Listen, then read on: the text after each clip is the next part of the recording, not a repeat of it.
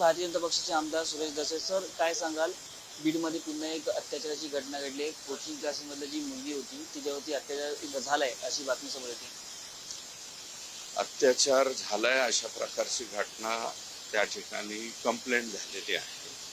Complaint झाल्याच्या नंतर ते जे 2 आरोपीवरती आरोप घेतलेला आहे, कोचिंग क्लासेसचे चालक आणि तिथले टीचर आहे, त्यांच्या बाबतीमध्ये कंप्लेंट होती. मला वाटतं ते दोन्ही आरोपी आता अटक आहेत आणि आमच्या जिल्ह्याचे SP जे आहेत ते इम्पार्शियली त्या ठिकाणी तपास करताय आणि तपास केल्याच्या नंतर खरं जे आहे ते तातडीने त्यांच्यावरती आता कारवाई झाली आणि जे सत्य असेल त्याप्रमाणे निश्चितपणे त्या मुलीने जी कंप्लेंट केलेली आहे तर आम्ही कंप्लेंटांच्या बाजूनेच त्या ठिकाणी उभा राहू. उद्या सभागृहामध्ये सुद्धा विषय आला.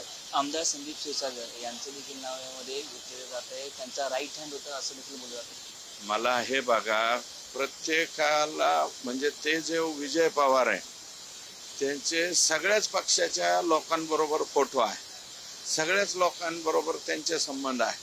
मग एकटं संदीप क्षीरसागरांना त्या बाबतीमध्ये कसं दोष पकडता येईल? हे होते भारतीय जनता पक्षाचे आमदार सुरेश धस. कॅमेरा पर्सन स्नेहलसह मी पद्मिक पवार, कुडाळी न्यूज, मुंबई.